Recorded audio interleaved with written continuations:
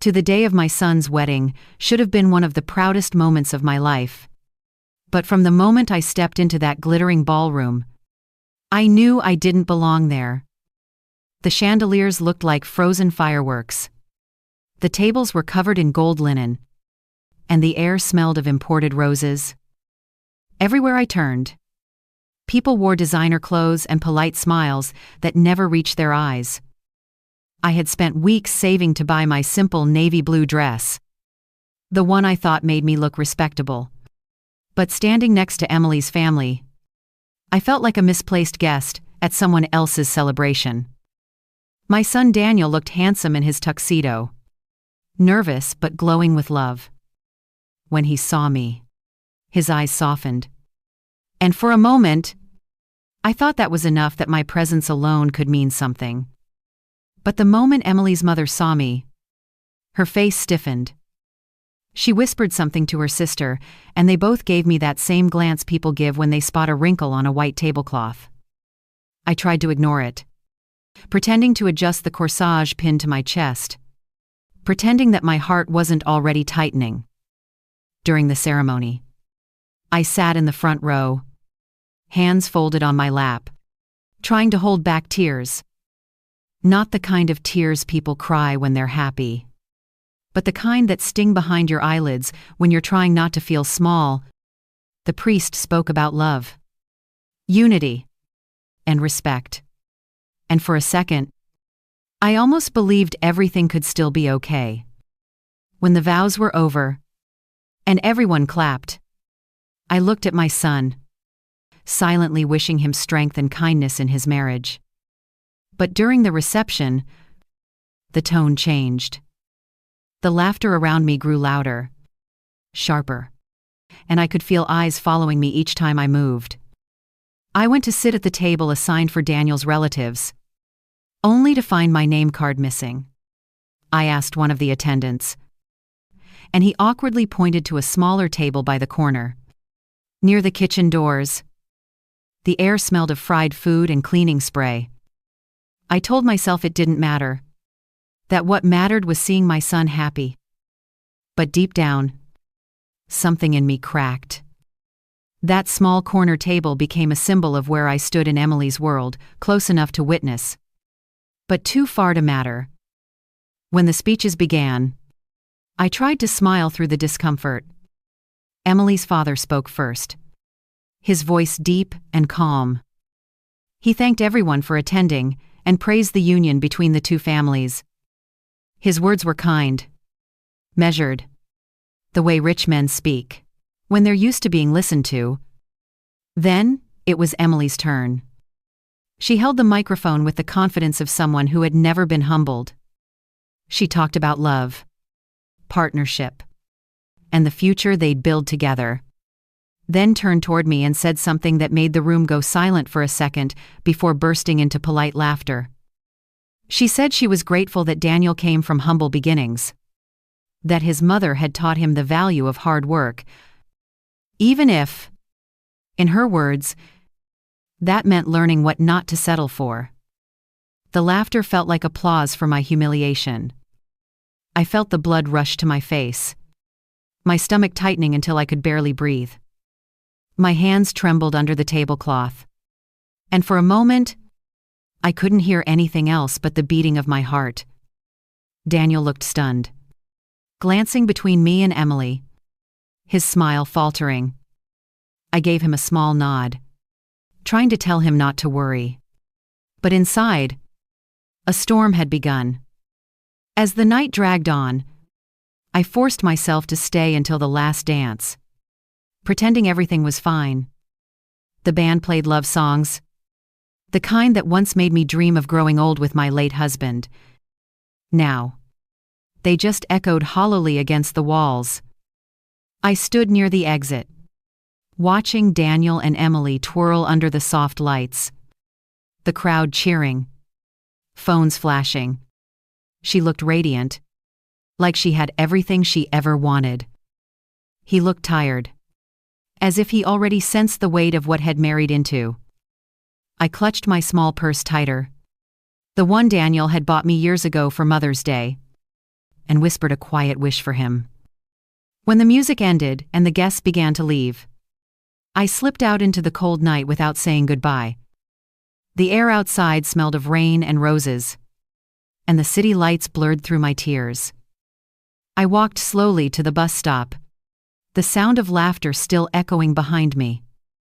That night, under the dim streetlight, I promised myself one thing: I would never let that humiliation define me. But I didn't know then that fate was already moving quietly, and someone from that same night would soon change everything I thought I knew about justice, dignity, and second chances. The morning after the wedding felt heavier than I expected. The sun poured through my kitchen window, but instead of warmth, it felt like a spotlight on everything I didn't want to face. The navy blue dress hung over the back of a chair, wrinkled, smelling faintly of perfume and embarrassment. I made coffee, the way I always did, pouring it into the chipped mug my husband once used every morning. As I stirred in the sugar, my reflection in the dark liquid looked older, smaller somehow. I had spent my whole life building dignity out of simple things: honesty, hard work, love, and in one night, a young woman's careless words had stripped that away. I tried to shake it off, to tell myself I was being too sensitive. But humiliation has a way of echoing. Every time I blinked, I saw the smirk on Emily's face, the polite laughter from the guests, the look of pity in Daniel's eyes. When the phone rang, my heart leapt, hoping it was my son calling to check on me. It wasn't. It was Emily's mother, her voice sharp and sweet at the same time. She thanked me for attending the wedding and mentioned how grateful they were that Daniel had found such a good family to marry into. Her tone dripped with condescension, every word polished like glass meant to cut. I said as little as possible before hanging up, my hand trembling on the receiver. Days turned into weeks, and I heard less and less from Daniel.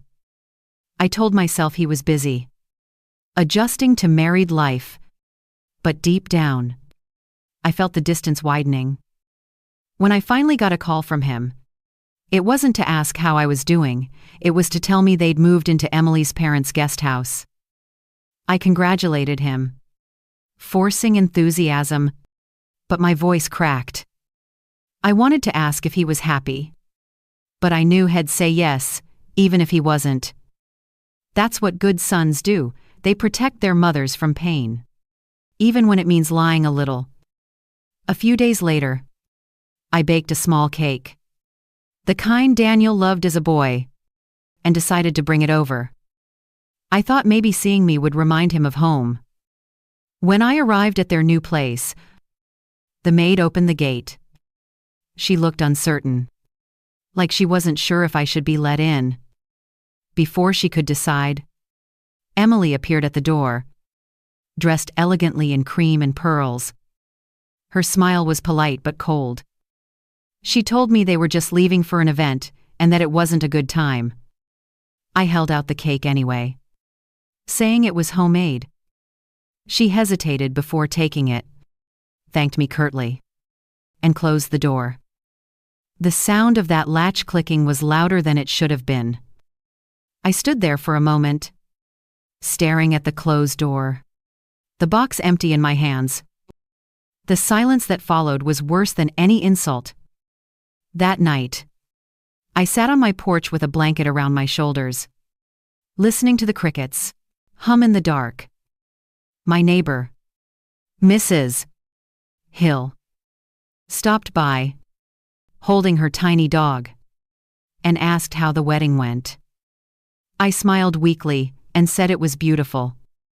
She didn't need to know the truth. There's a certain pride that keeps you from telling people when you've been humiliated. I told her Daniel and Emily were happy, that I was proud of him. But when she left, the lie sat heavy on my tongue. I watched the stars for a long time, thinking about the years I spent raising him alone after his father passed. All the late nights I worked double shifts just to afford his education. Every scraped knee. Every fever. Every time I told him he could be anyone he wanted if he just worked hard and stayed kind. And now he was part of a world where kindness seemed like weakness. The loneliness pressed down so hard that I felt like the walls were closing in. I missed his voice. His laugh. Even the way he'd forget to call sometimes. The house was too quiet now. Filled only with memories, and the faint ticking of a clock that seemed to mock my waiting. A few weeks later, I was invited to a family dinner at Emily's parents' house. The invitation came through Daniel. And though my instinct told me to decline, I went. Maybe it was foolish hope. Maybe pride. But part of me still believed things could change. The dinner was as formal as a corporate meeting. Crystal glasses. Silver cutlery. And long pauses between shallow conversations. Emily's mother spoke most of the time, boasting about their new business partners, while Daniel sat stiff beside her, laughing on cue. I caught him glancing at me once or twice, guilt flickering behind his eyes. When dessert was served, Emily's father, Mr. N.I. Richard, finally spoke directly to me. His voice was low, deliberate, with a calm that seemed almost out of place in that room. He asked about my work, my health, the neighborhood. His questions weren't small talk, they carried genuine interest. There was a warmth in his tone that no one else at that table had. I noticed Emily and her mother exchanging glances, clearly uncomfortable with his attention toward me. But I didn't mind. For the first time in weeks, I felt seen, not judged. As the evening ended, Mr. N.I. Richard walked me to the door himself. He paused for a moment and said quietly that he admired my grace, that not everyone could have handled that wedding the way I did. Then he added, almost to himself, that sometimes people forget who truly has dignity until life reminds them. I didn't know what he meant then, but his words stayed with me long after I left. The days after that dinner stayed with me like a faint echo I couldn't shake. I replayed Mr. Richard's words in my head whenever the loneliness crept in. There was something about the way he said them, calm and steady, as if he had seen the world long enough to know that truth doesn't always need to shout to be heard. Life went on quietly, but things between Daniel and me remained distant. He called once a week, sometimes less, and each time his tone felt more careful, as if he were measuring every word. I could sense Emily listening in the background. The warmth that used to fill our conversations was gone, replaced by polite updates about work and weather. One afternoon, while I was folding laundry, the phone rang again. It was Daniel. His voice sounded tired, strained, in a way I hadn't heard before. He said everything was fine. But mothers always know when something isn't. I asked if he was happy. And after a long pause, he said yes too quickly. That night, I couldn't sleep. I sat by the window, watching the streetlights flicker, wondering what kind of world my son had married into, and how much of himself he had already lost inside it. A few weeks later, I ran into Mr. Richard at the local grocery store. He was standing in front of the fruit display, sleeves rolled up, looking nothing like the wealthy man from that elegant dinner. He smiled when he saw me, and his expression carried that same quiet kindness. We talked about small things, at first the price of avocados, the weather, but the conversation deepened in a way I didn't expect. He said Emily's mother had become obsessed with appearances and that had grown tired of pretending. There was fatigue in his voice, the kind that comes from years of keeping peace at the cost of one's own happiness. He mentioned that he often thought about the wedding, how cruel it had been, and that he was sorry for not stopping it. His apology caught me off guard. I told him it wasn't his fault, that people reveal their true nature when the lights are brightest. He nodded slowly, as if those words confirmed something he'd already been thinking. Before leaving, he said something strange, that sometimes humility is worth more than any inheritance. I didn't quite understand what he meant, but there was a spark in his eyes that suggested he had a plan for something bigger than polite regret. After that encounter, I began seeing Mr. Richard more often, though not by design. Once at the post office, once near the church after Sunday service, and once in the park where I liked to walk in the evenings.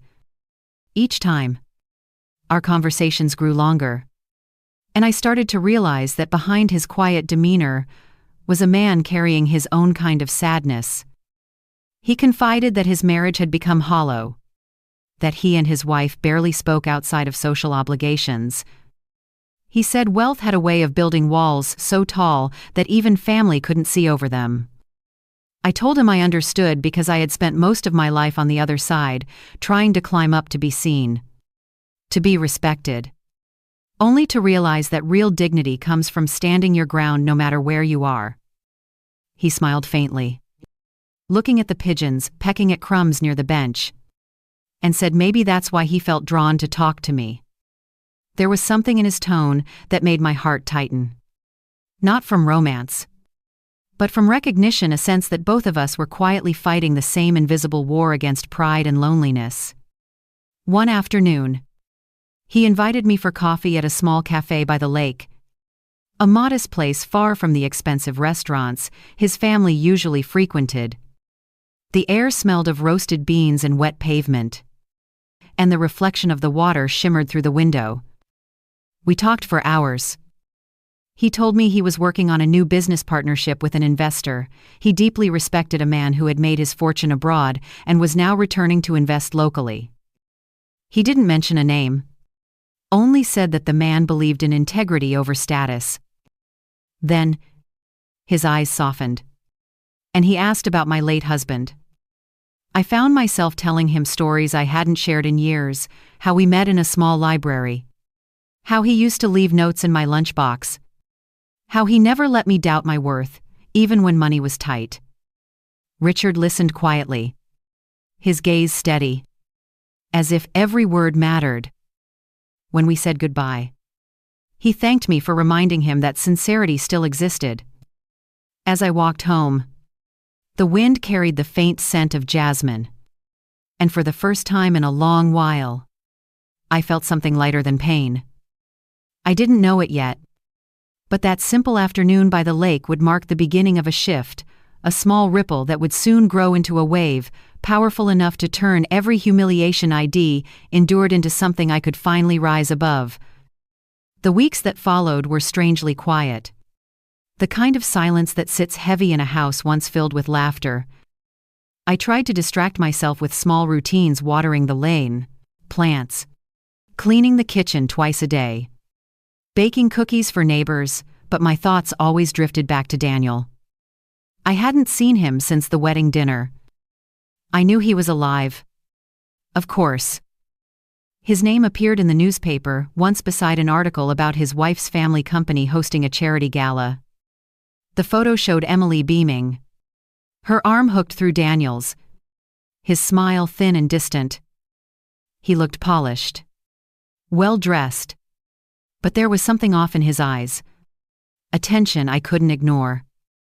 A few days later, I received a short message from him, thanking me for a birthday card I'd mailed. There was no mention of coming by. "No, I miss you, Mom." Just a polite note, the kind you send to a stranger. I read it 3 times before folding it neatly and placing it in my drawer beside the few keepsakes of his childhood. That night, I sat at the table staring at an empty chair and whispered to myself, "NES still, my boy. He just lost his way for a while." Then one rainy evening, my phone rang again. It was a number I didn't recognize. When I answered, Daniel's voice came through low, unsteady. He said he was fine. That work was just stressful. But I could hear something breaking behind his words. The conversation didn't last long. He hung up abruptly after saying he had to go. I stayed there holding the phone long after the call ended, listening to the static hum as if it could tell me what he couldn't say. Something was wrong. I could feel it. The next morning, I decided to visit him, unannounced. I baked his favorite casserole, the one he always asked for when he was a boy, and took the bus across town to their gated community. The guard looked hesitant but eventually let me through when I said I was family. The house looked more like a museum than a home. Tall, immaculate, lifeless. I knocked and waited. Emily opened the door wearing silk pajamas. Her hair perfectly done, as if she'd just stepped out of a magazine. The smile she gave me didn't reach her eyes. She said Daniel wasn't home, that he'd left early for a business trip. But her voice wavered slightly. I caught sight of his jacket on the coat rack behind her. I didn't press. I just handed her the casserole and said softly that he should eat something warm when he got back. She took it without thanking me and closed the door. As I walked away, I caught my reflection in their polished window, a tired woman clutching an empty dish, fading into the background of a world that never wanted her. That weekend, I ran into Mr. Richard again at the farmer's market. He looked weary, as though he hadn't slept well in days. When I mentioned Daniel, his expression darkened. He said he'd been noticing changes in his daughter and son-in-law too. He told me quietly that Emily had become increasingly controlling, that Daniel seemed like a man walking on eggshells. His words pierced through the thin hope it'd been holding. I asked if he thought Daniel was in trouble. He didn't answer directly, but he said he'd seen enough marriages fall apart behind closed doors to know when something was wrong. He promised to keep an eye out. Then he added, almost hesitantly, that his new business partner, the same millionaire he had mentioned before, was returning to town soon, and he thought I should meet him. He said the man had a way of seeing people for who they truly were. I smiled politely, unsure what he meant, but something in his tone made me trust him. Maybe because it was the first time in months someone had spoken to me with genuine concern rather than pity. A few days later, I received a handwritten note in my mailbox. The handwriting was neat, elegant. It was from Mr. Millionaire, Richard. He invited me to dinner the following week at a small restaurant near the lake, saying he wanted to introduce me to someone who could change a few things. The phrase lingered in my mind all day. That night, I stood by my mirror trying to decide what to wear, feeling both nervous and strangely hopeful. I chose a simple cream blouse and a soft gray skirt, the kind of outfit that felt honest to who I was. As I looked at myself, I noticed the faint lines around my eyes, the quiet strength that comes from surviving too many storms. Maybe dignity wasn't about how others saw you, but about how you refused to let their cruelty harden your heart. When I arrived at the restaurant, the air smelled of rain and pine. Mr. Richard stood waiting by the entrance, smiling warmly. And beside him was a man whose face pulled me backward through time, someone I hadn't seen in decades. Someone who once made me believe that kindness and courage could build a whole life. In that single heartbeat, I understood what Richard meant when he said things were about to change. When I stepped into that cozy restaurant by the lake, my heart stumbled between surprise and disbelief. The man standing next to Mr. Richard looked older. Of course, his hair now touched with silver. The lines around his mouth deeper, but his eyes were unmistakable. Those were the same warm, steady eyes that once watched me walk away at a bus stop years ago when I was too young, too proud, and too scared to follow him. His name came out of Mr. Mitor Preety. Richard's mouth, like the closing of a forgotten chapter. Henry Lawson. My breath caught for a second, and I felt the air thicken around me. Henry extended his hand. His expression soft but certain, and Preeta. Like head known I'd eventually show up in this very place. On this very evening, we sat together, the three of us, at a table by the window overlooking the quiet lake. Outside, raindrops traced lines down the glass, blurring the reflections of city lights. Inside, the world seemed still.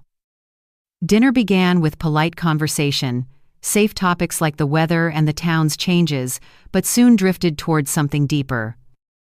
Mr. Prassett. Richard explained that Henry was his new business partner, an investor who had recently returned from years of working abroad. Henry chuckled lightly and said he wasn't as grand as that sounded, that he simply learned the value of persistence more than most. I found myself watching him between bites of my soup. The way he spoke hadn't changed.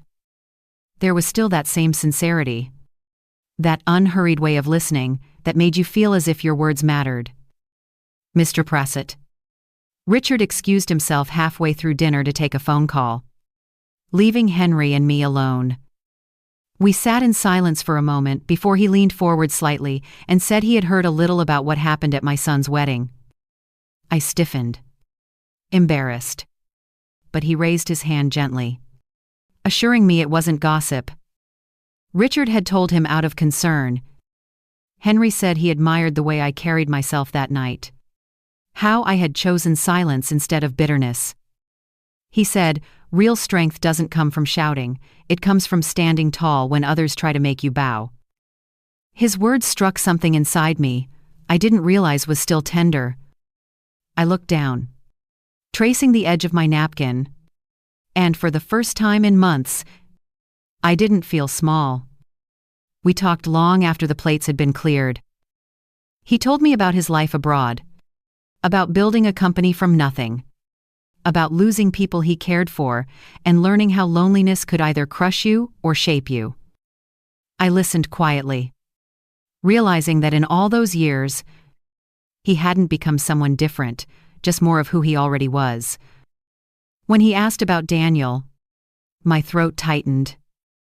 I told him what I could, about how distant my son had become, how his marriage had turned into a cage made of appearances.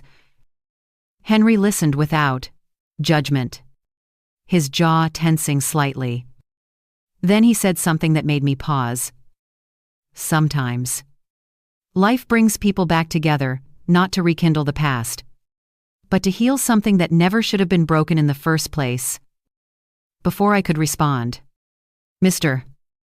Richard returned, his expression lighter, almost relieved to see us deep in conversation. He said he was glad we had met, that he believed people cross paths again for reasons bigger than coincidence. When the evening ended, Henry offered to walk me to my car. The rain had stopped, but the ground still shimmered with puddles reflecting the streetlights. He opened his umbrella and held it between us. We didn't say much on that walk, but the quiet was comfortable. When we reached my car, he smiled and said it was good to see me again, that the years hadn't dulled my grace. I wanted to tell him that life hadn't dulled his kindness either, but the words stayed in my chest. Over the next few days, I couldn't stop thinking about that night. It wasn't nostalgia. Exactly. It was more like remembering a version of myself I thought had disappeared, the woman who once believed that decency could outlast cruelty. Then one morning, the phone rang. It was Mr. H. Richard. He said Henry had been deeply moved by our conversation and wanted to meet again, this time to discuss something that could help Daniel find his own path. I didn't understand what he meant, but the sincerity in his tone left me curious. He explained that Henry had a new project, an initiative to help small business owners become independent from corporate control, and he thought Daniel would be perfect for it. My heart lifted slightly. Maybe this was the chance my son needed, the lifeline that could pull him away from the toxic influence of his in-laws. That afternoon, I sat on the porch. The letter Henry had sent resting in my lap. His handwriting was still elegant. His words careful. He wrote that he believed in giving good people a way to stand on their own. At the end of the letter, Head added one quiet line that made my eyes sting. For a woman who taught her son to rise with dignity, it's time the world saw what that lesson can build. I pressed the paper against my chest, feeling both the ache of the past and the pulse of something new.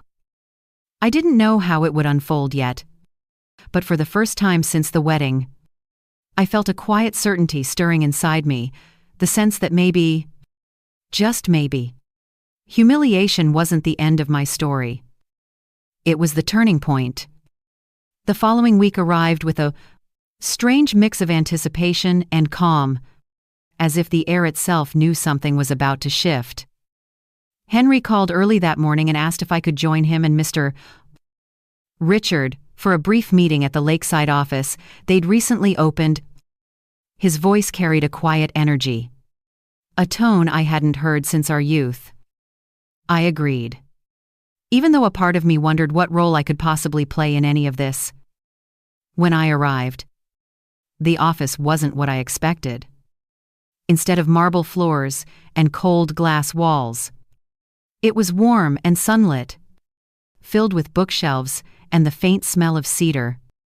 Henry greeted me at the door with his usual gentleness and handed me a cup of tea before introducing me to a few of his staff young people who looked at him with the kind of respect reserved for someone who led by example.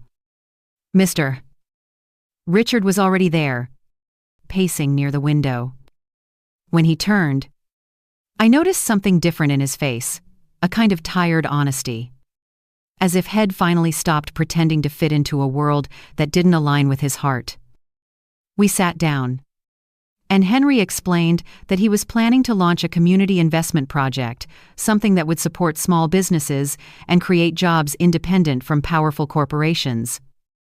He believed that local people, not wealthy families, should be given the chance to grow their own future. As he spoke, I realized the depth of his conviction. Every word was measured, but passionate. And when he mentioned Daniel's name, my heart leapt. He said Daniel's background in logistics and his sense of integrity made him an ideal partner for the project. Mr. Richard nodded in agreement, adding that Daniel needed something meaningful, something that belonged to him, not to his in-laws. I sat quietly, trying to take it all in. For so long, I had prayed for a way to bring my son back to himself. And now these two men were offering that chance without me even asking. It was humbling. I told them I didn't know if Daniel would accept, that Emily's family had a tight hold on him. Henry smiled softly and said, "Then well, just have to remind him of who he is." Something in his tone made me believe him completely. Later that afternoon, as I walked home along the lakeside path, the world felt lighter. The water shimmered under the sun, and the air smelled of pine and distant rain. For months, I had been walking through days like someone carrying invisible weight. But now it felt as if someone had finally reached out and lifted a piece of it away. I stopped by the bakery to buy a loaf of bread and saw my reflection. In the glass window, my face softer, less burdened. Maybe this was what hope looked like. Not the loud kind that bursts into fireworks, but the quiet one that grows gently, almost shyly, after too much darkness. When I got home, I found a small package waiting on my doorstep. Inside was a handwritten note from Henry and a folder labeled proposal draft. The note said only one line: "For Daniel, so he remembers that freedom is something worth building." I held the papers against my chest and closed my eyes, whispering a silent thank you to whoever above still believed I deserved a little grace. That evening, I called Daniel. His voice was hesitant at first, like someone afraid of what he might hear. I told him there was an opportunity waiting for him, something honest, something his own. I didn't mention Henry yet. I wanted him to see it for himself, before any names were attached. He sounded doubtful, said Emily. Probably wouldn't approve of him taking on new commitments. I could almost hear the hesitation in his breath, the way fear had settled into his decisions. I told him he didn't need anyone's permission to rediscover himself. For a long time, he said nothing. Then finally, he whispered that he missed me. Just those 3 words. Small but enough to make my throat tighten. I told him I missed him too. That my door was always open. When we hung up, I sat by the window, listening to the wind move through the trees. For the first time since the wedding, I slept soundly. The next morning brought another call, this time from Mr. Pisate.com. Richard.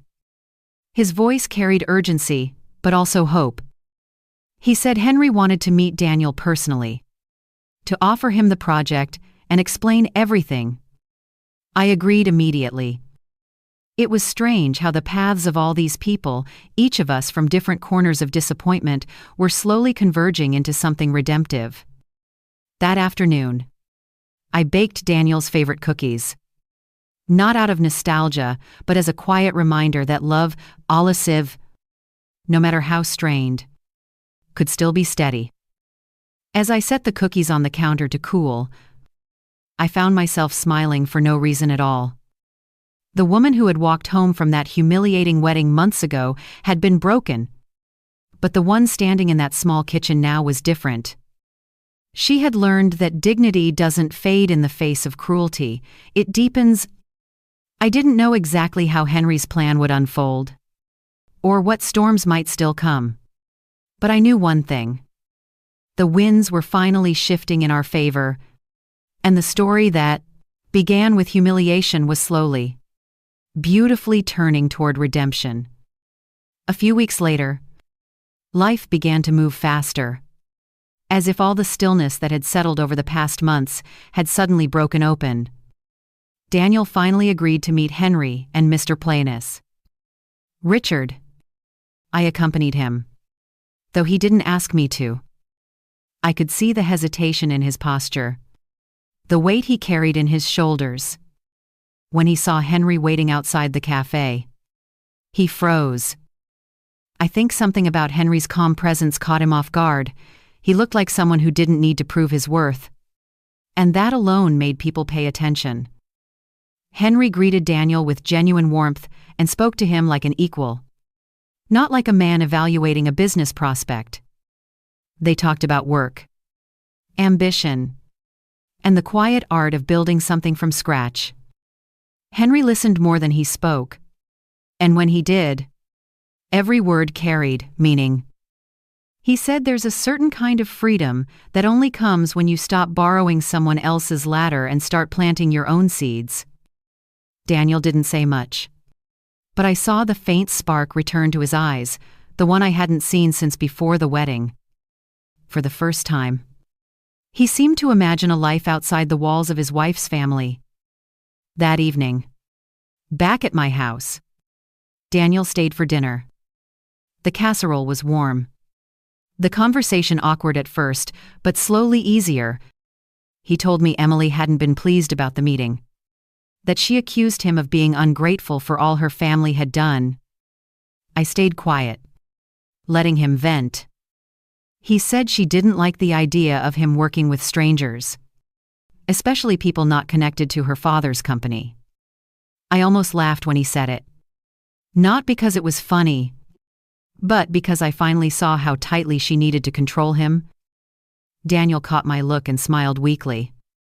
For a moment, he seemed like my boy again, sitting at my table as if nothing in the world had changed. After dinner, as he helped me wash the dishes, I told him something had been holding back for months, that love doesn't shrink you. It makes you stand taller. He didn't reply, but I saw his jaw tighten, his eyes glistening. When he left that night, he hugged me longer than usual. It was silent. But in that silence, I heard a promise. Meanwhile, rumors started swirling around town about the tension between Daniel and Emily. I didn't feed into them. But people talk, and word travels faster than truth. Mr.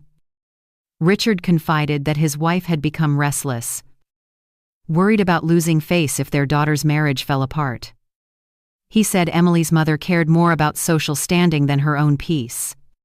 And that kind of vanity always demanded a price.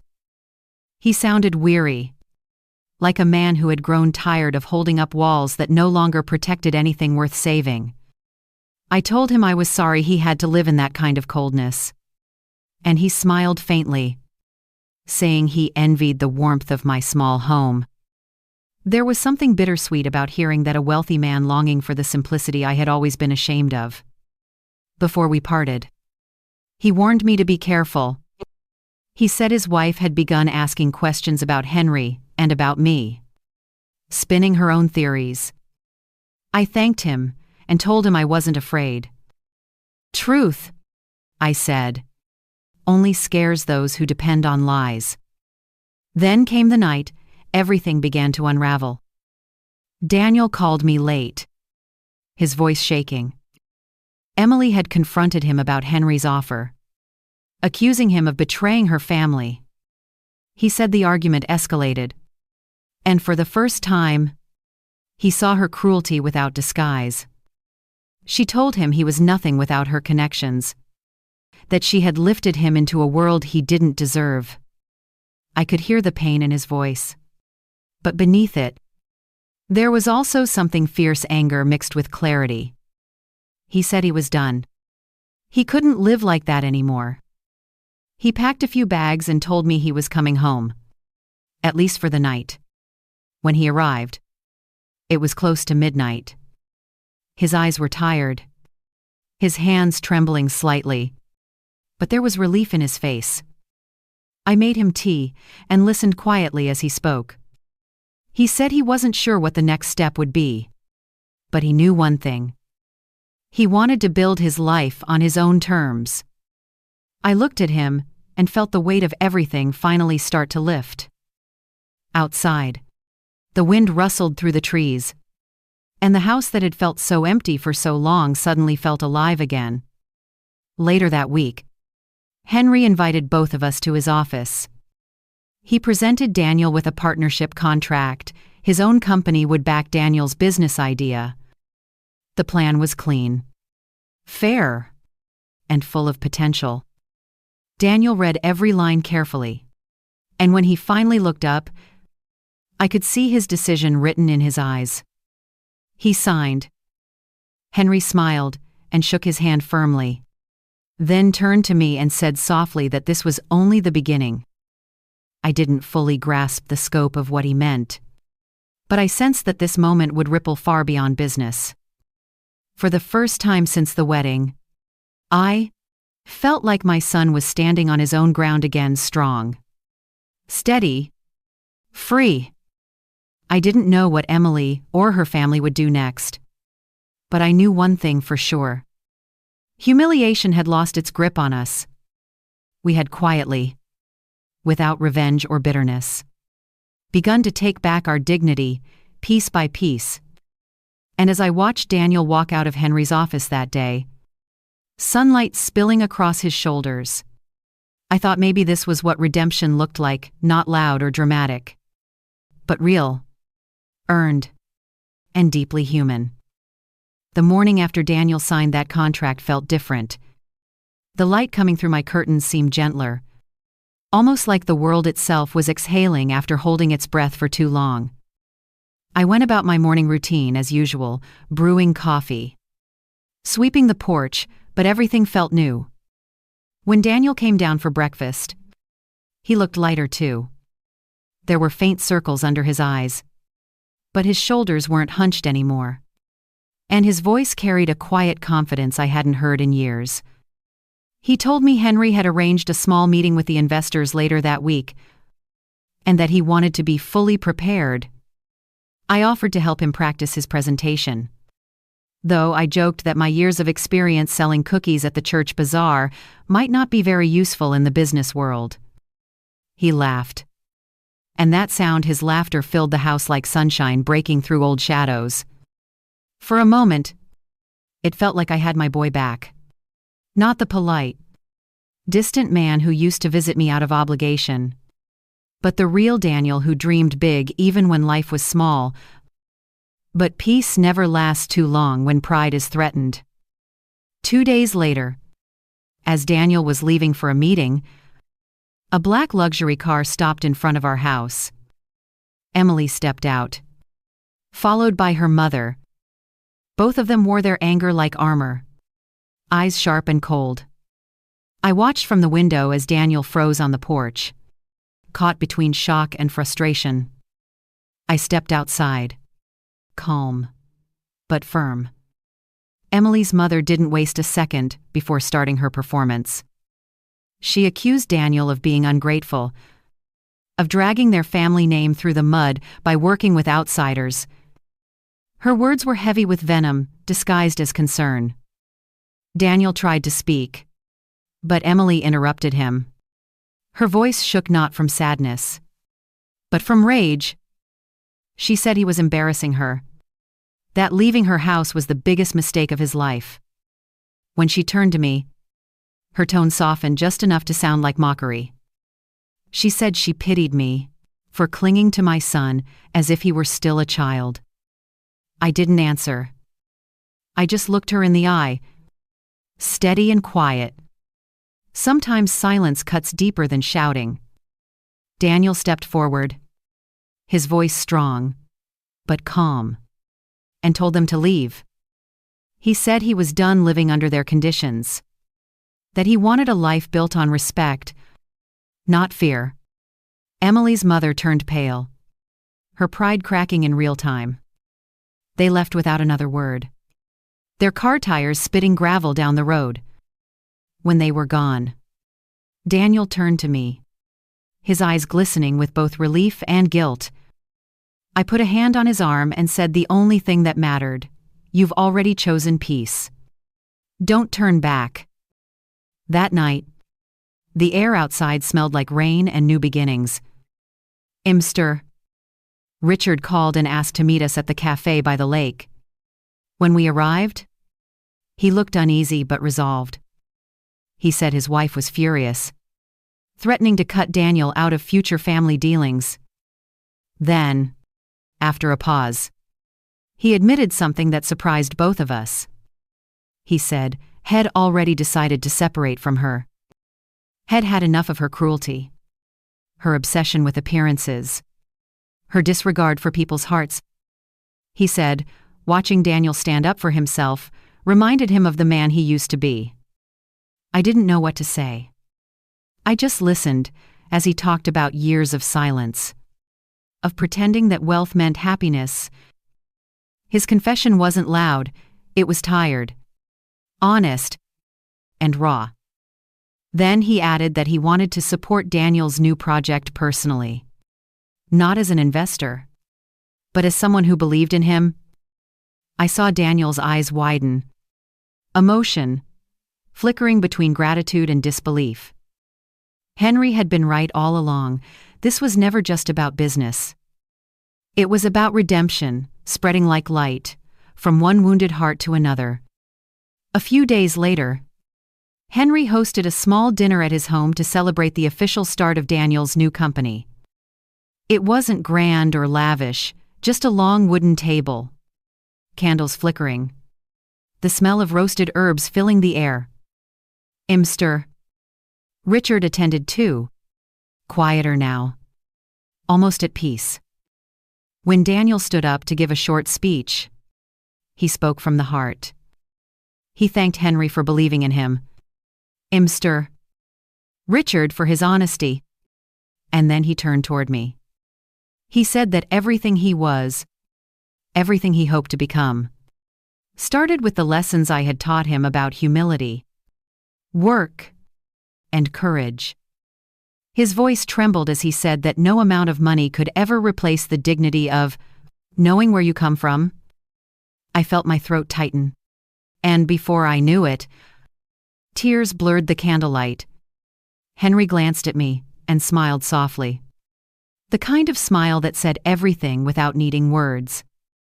When dinner ended, and the others lingered outside, Henry walked me to my car. The night was cool. The stars sharp against the dark sky.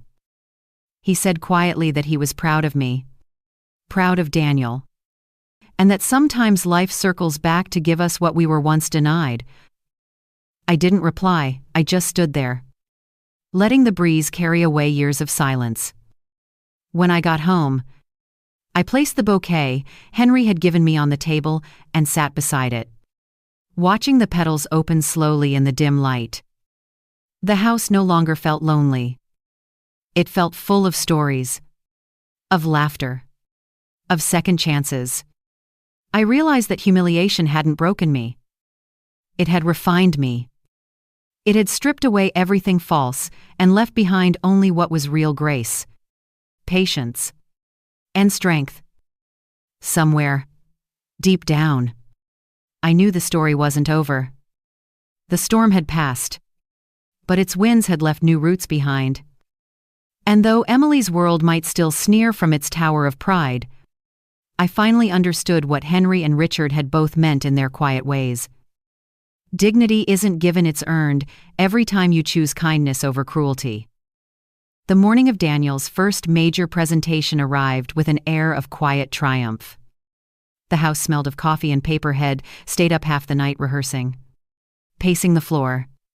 His notes spread across the kitchen table like pieces of a future taking shape.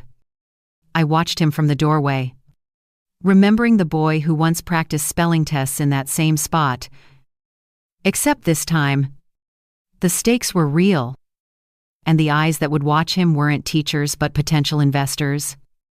He looked at me with a nervous grin and said he hadn't felt this alive in years. I smiled, told him that fear and excitement often share the same heartbeat.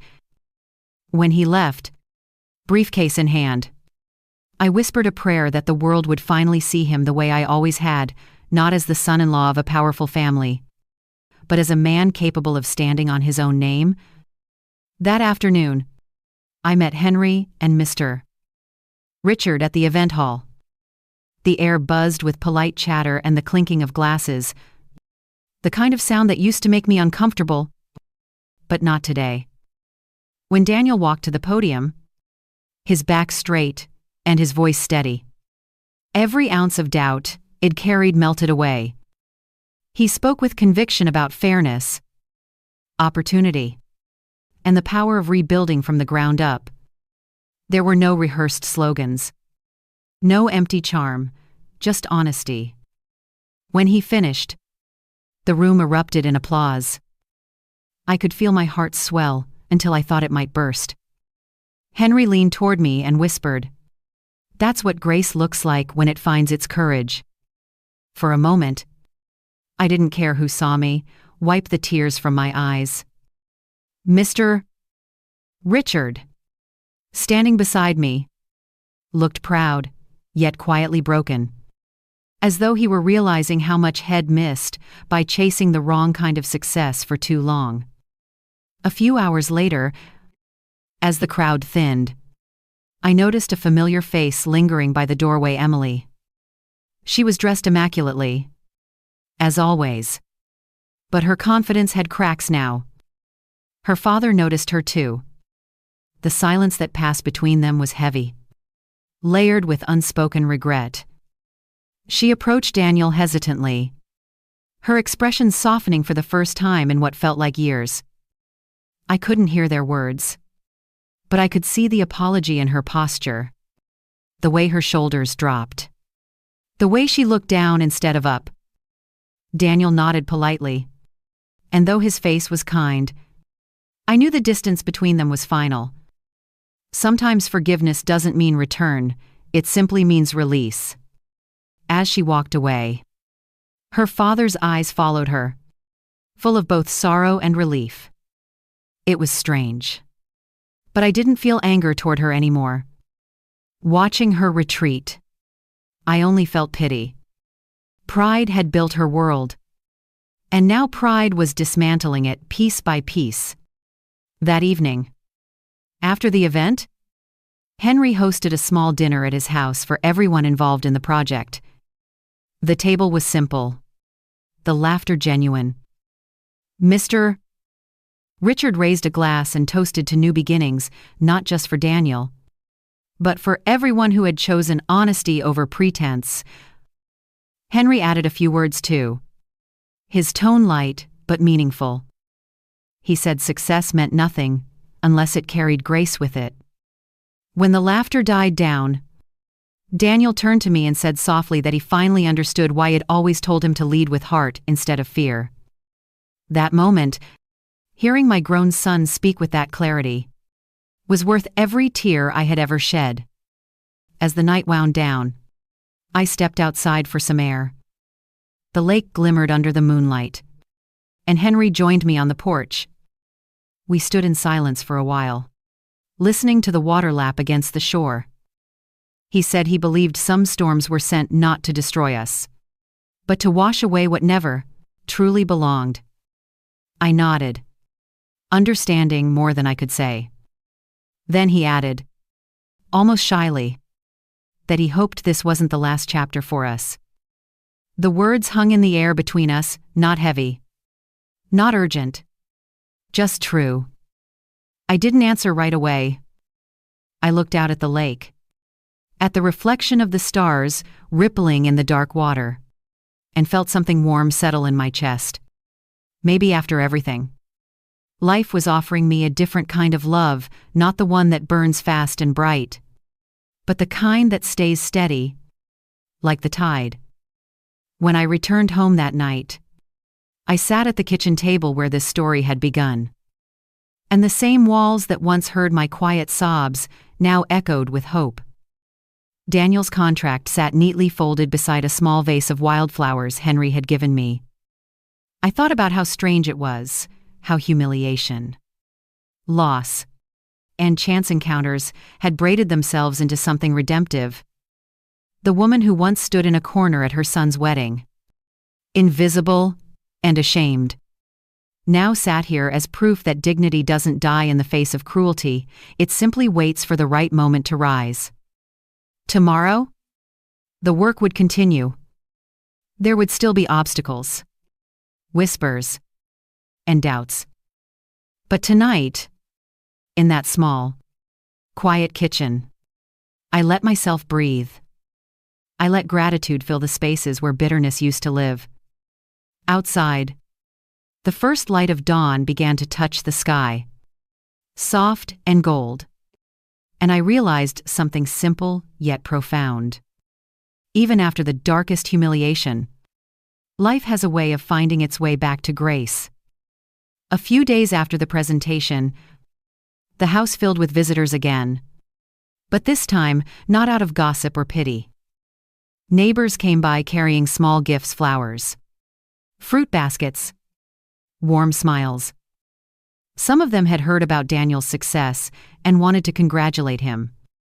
Others came simply to tell me they were proud.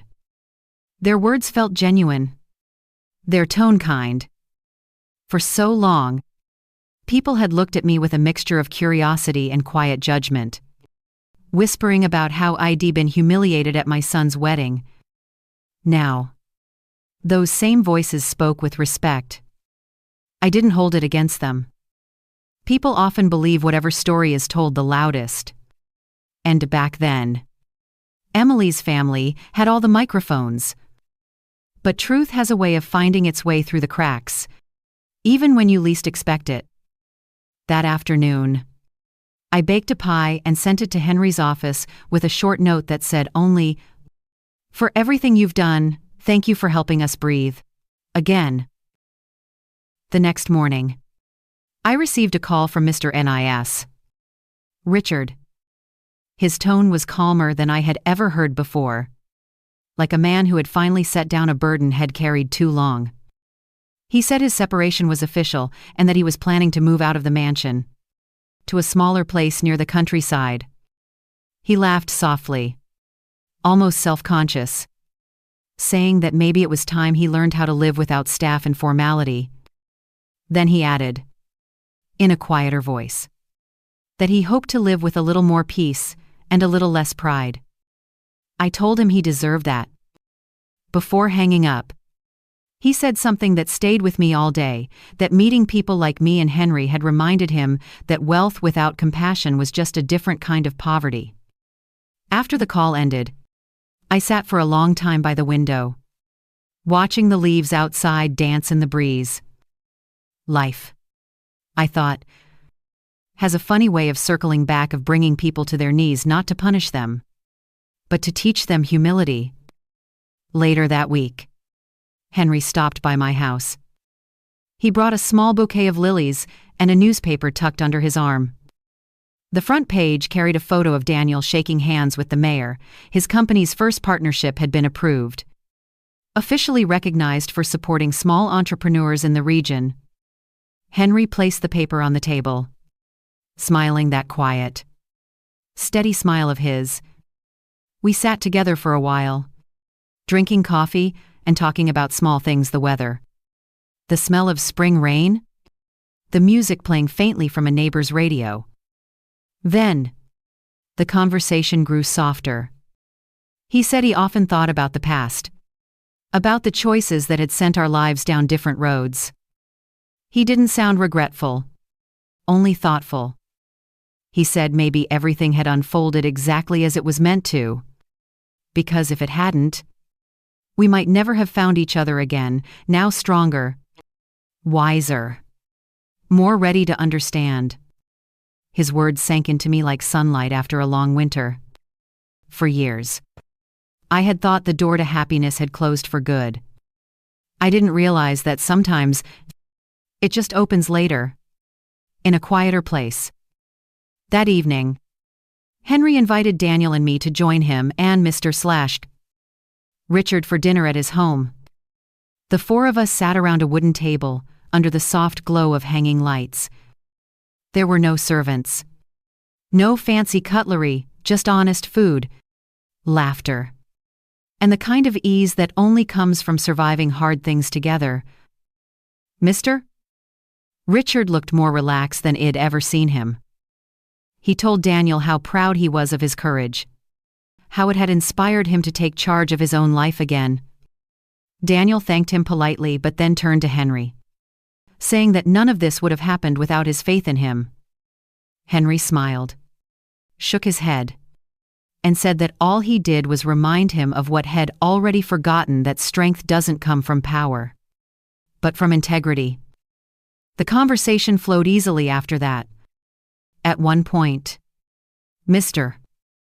Richard raised his glass and said softly that sometimes losing everything you thought mattered is the only way to find what actually does.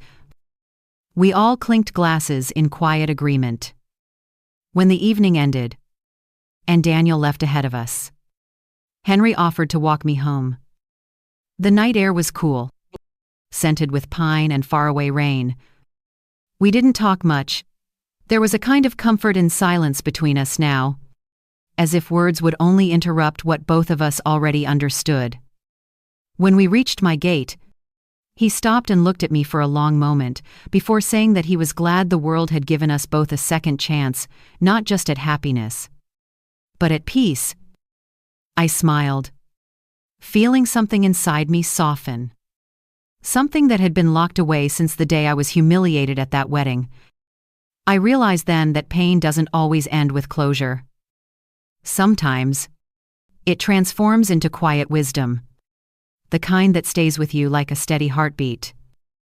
After he left, I stood at the porch for a long time, watching the stars shimmer against the dark sky. The house behind me was no longer a place of loneliness.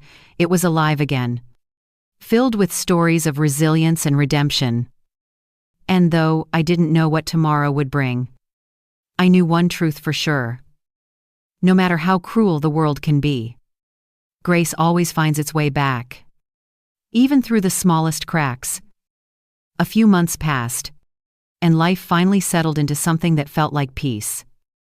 Daniel's company was thriving, his name often appearing in the local news, with words like integrity and innovation beside it.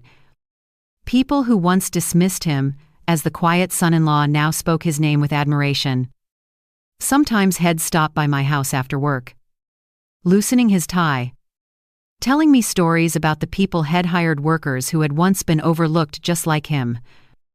I listened, smiling, proud not only of what Head built, but of who he had become. He wasn't chasing status anymore. He was building purpose. The distance between us had disappeared completely. He called every day, not out of guilt, but out of love. One afternoon, as I folded laundry in the living room, he appeared at the door, holding a bouquet of daisies and a warm grin. He said it was just because, and in that moment, I realized how far we'd come from that painful wedding night. Humiliation had been replaced by gratitude, distance by understanding. The son who had once drifted away in silence was now the man who never let a day pass without reminding me that I mattered. Around the same time, I received a letter from Mr. Ellamy. Richard had moved to his countryside home and said the quiet there was healing in a way wealth never could be. He spent his days tending a small garden, growing tomatoes and herbs.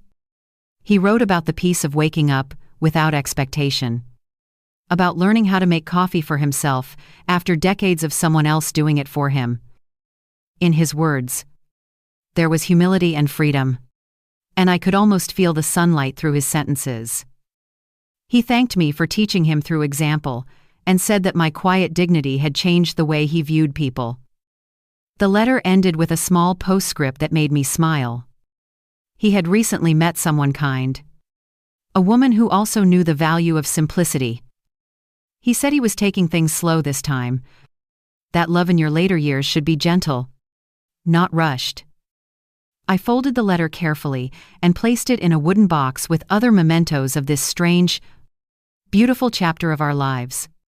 Henry, meanwhile, had become a constant presence, not intrusive, just steady, like the tide that never fails to return. He often joined Daniel and me for dinner, bringing along little things he thought we'd like. A new book, a basket of fruit, a bottle of wine from a small vineyard he supported. There was something grounding about him. We'd sit on the porch after dinner, the three of us, watching the sun dip behind the hills. Sometimes Daniel would tease us about how we never ran out of things to talk about. But truthfully, much of our connection didn't need words. Henry and I shared a quiet understanding, born of years spent learning what really matters. One evening, after Daniel went inside, Henry stayed behind. He told me that He'd been offered a chance to expand his work abroad again, but wasn't sure he wanted to leave. Then, his voice softened, and he said maybe, for the first time, He'd found a reason to stay. I didn't answer right away. I just looked at the stars above the dark horizon and whispered that some journeys are meant to end exactly where they began, with the people who make you feel at home. Weeks later, Henry invited me to a small gathering by the lake, a celebration of the company's one-year anniversary. It wasn't extravagant.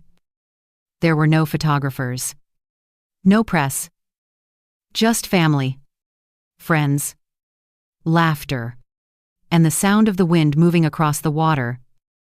Daniel gave a short speech, thanking everyone who had stood by him. He spoke about the meaning of second chances, about how sometimes, to rebuild yourself, you have to lose everything first. When he finished, he turned to me and handed me a small envelope. Inside was a simple card that said, "To the woman who taught me how to start again." I felt tears sting my eyes as the people around us clapped. Henry stood beside me, his hand brushing against mine just for a moment, a small gesture full of quiet promise. The sun dipped low, painting the lake in gold, and I thought about how strange and miraculous life could be. Once, I had walked home from a wedding, humiliated and broken. Now, I stood, surrounded by peace, by people who had found redemption through kindness. It wasn't a fairy tale ending, but it was something deeper earned, real, and tender. That night, as the stars came out, Henry and I walked along the water's edge. The air smelled faintly of jasmine and wet grass. He told me he'd made his decision, he wasn't leaving. He wanted to stay. Not because of obligation or nostalgia, but because peace, he said, was a rare thing, and had finally found it here. I didn't say much.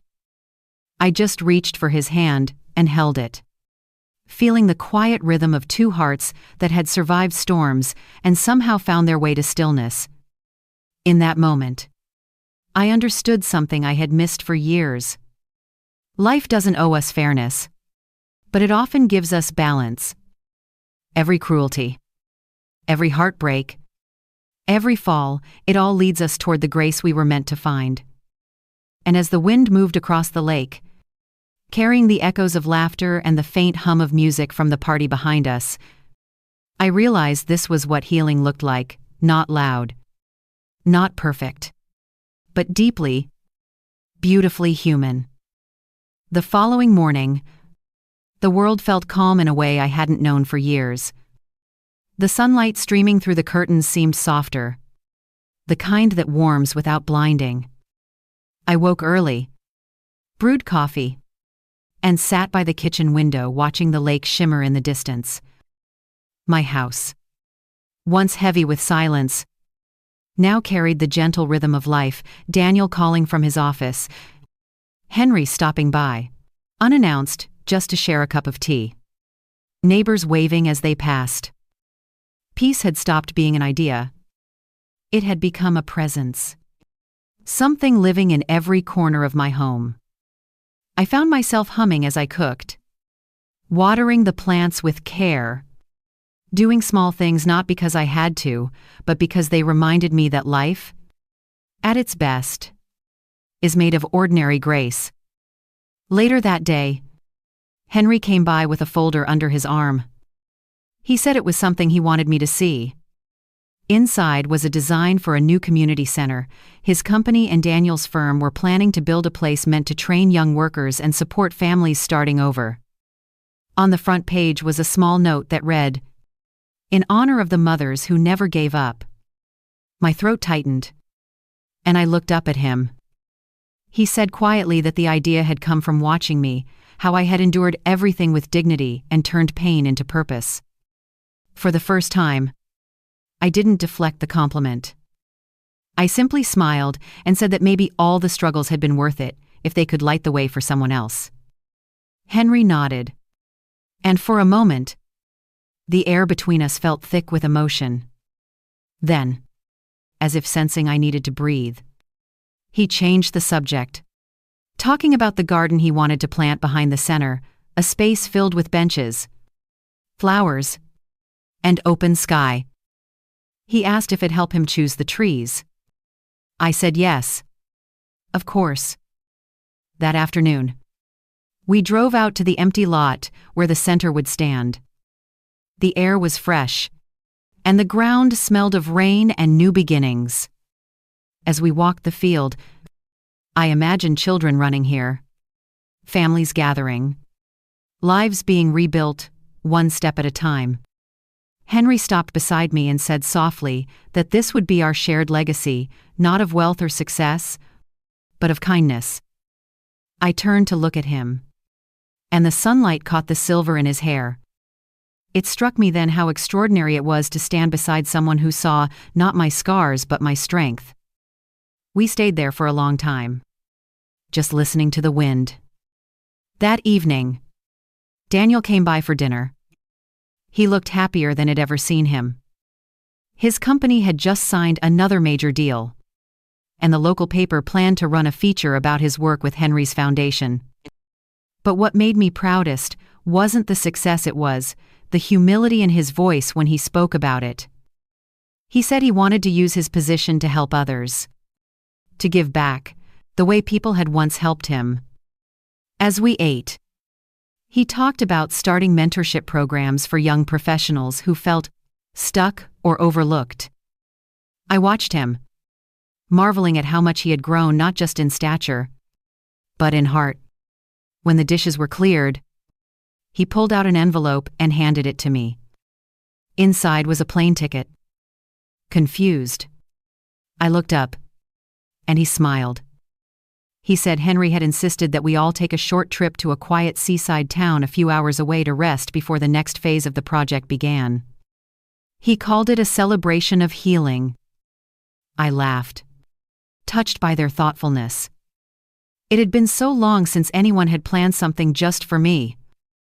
For years, I had lived on the edge of everyone else's lives, supporting, waiting, surviving. Now, for the first time, I was being included in joy. When we arrived at the seaside that weekend, the air smelled of salt and promise. The ocean stretched endlessly, waves folding and unfolding like time itself. We rented a small cottage overlooking the shore. Daniel spent the mornings walking along the beach, sketching ideas in his notebook. Henry and I sat on the porch, sipping coffee and talking about everything and nothing. One afternoon, as the tide came in, Henry told me he'd decided to make this coastal town his home base, a place to slow down, to build something lasting. Then he added, in his gentle way, that he hoped I'd consider spending more time there too. I didn't answer right away, but I felt my heart settle into the quiet certainty of his words. As the sun began to set, Daniel joined us on the porch, his laughter mixing with the sound of the waves. In that golden light, I realized something simple yet profound. Life had not only returned what it lost, it had given me more than I ever dreamed possible. The humiliation that once broke me had become the foundation of something unshakable. I wasn't just the woman who survived disgrace. I was the woman who rebuilt her world from it. The morning of our last day by the sea came with the sound of waves brushing gently against the sand. Like the ocean itself was breathing in rhythm with my heart. I stood on the porch, coffee warming my hands, watching the horizon turn from pale gray to soft gold. Henry joined me quietly, wrapping a shawl over my shoulders before sitting beside me. We didn't speak for a while. There was no need. The silence between us had become its own language, one that said everything words never could. Daniel came out a few minutes later, barefoot, holding his camera. He looked so content, so free, that I almost didn't recognize him as the same man who once hid behind someone else's shadow.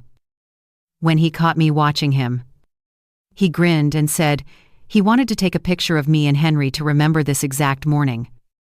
We laughed, and I tried to protest, but he wouldn't take no for an answer. The shutter clicked softly, and in that moment, I realized he wasn't just taking a photograph, he was capturing the proof that peace after pain is real. Later that day, we packed our things. The cottage, now filled with traces of our laughter and shared meals, felt warmer than any mansion could. Henry helped load the bags into the car, then paused, looking out toward the sea. He said softly that life has a strange way of testing us, stripping us down until only the truth remains. Then he turned to me, his expression calm and sincere, and added that he was grateful for every hardship that had led him here to me, to this quiet chapter, to something that finally felt like home. I felt tears sting my eyes, but they weren't born of sadness. They were the kind that come when you realize you've survived everything that was meant to break you. I took his hand and said that maybe life had been waiting for us to slow down enough to find each other again. He smiled, And for a moment, the years between us disappeared. When we returned home, Daniel's company officially opened the new community center. The ceremony was simple, but beautiful.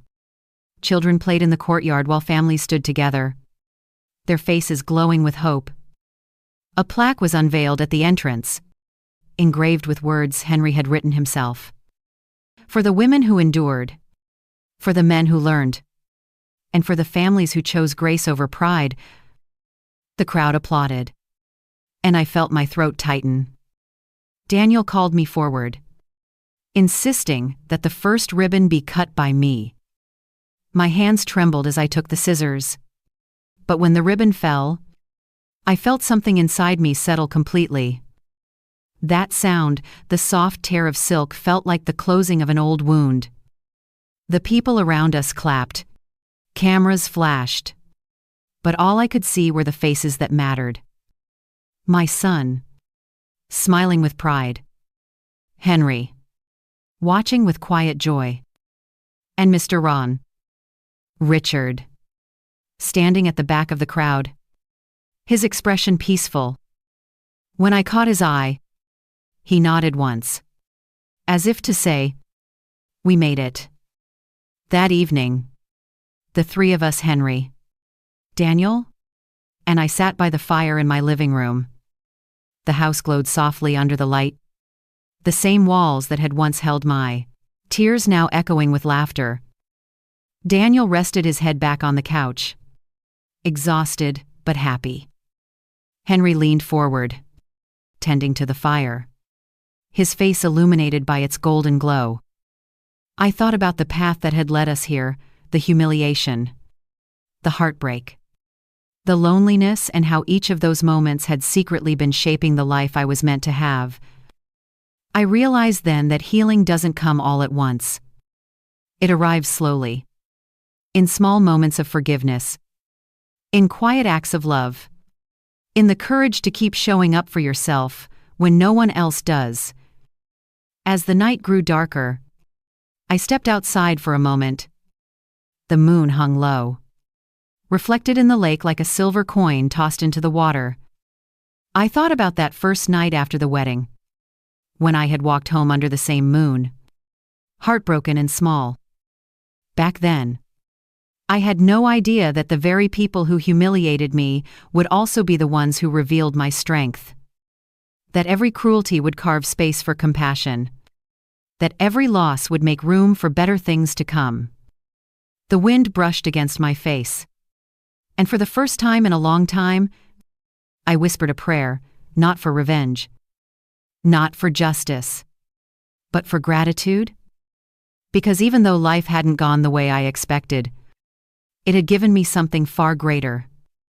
A chance to rise with dignity, to love without fear, and to prove that grace can rebuild what pride once destroyed.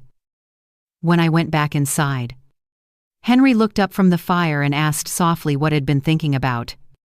I smiled and said, "Just how strange it is that pain can turn into peace if you wait long enough." He nodded, reached out, and took my hand. And as the fire crackled between us and Daniel dozed off with a faint smile, I knew the story had come full circle. The woman who once left a wedding in tears was now sitting in the warmth of her own victory, not one built on pride or revenge, but on quiet resilience. I didn't need anyone's approval anymore. I had found something stronger than pride, louder than humiliation, and deeper than love itself, grace. And that, I realized, was the real ending. The kind that doesn't fade when the lights go out, because it lives on quietly in the heart.